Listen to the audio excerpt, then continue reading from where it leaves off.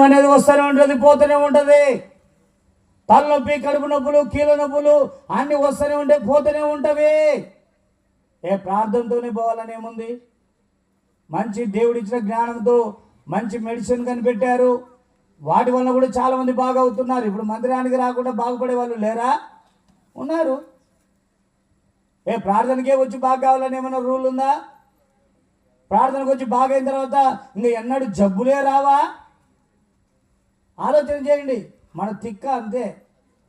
ఒక విషయాన్ని గుర్తుపెట్టుకోండి, ఈ మట్టి శరీరం ఉన్నంత కాలము, ఈ భూమి మీద జీవించినంత కాలము ఈ శరీర వ్యాధులు వస్తూనే ఉంటవి, పోతనే. అవునా కాదా చెప్పండి? హల్లెలూయా. దానికోసం యేసయ్య దగ్గరికి రావాల్సిన అవసరం ఏమి? యేసయ్య దగ్గరికి వచ్చేది ఎందుకయ్యా అంటే, యేసయ్య ద్వారా నువ్వు స్వస్థత పొందడానికి కూడా గల కార్యం ఏమంటే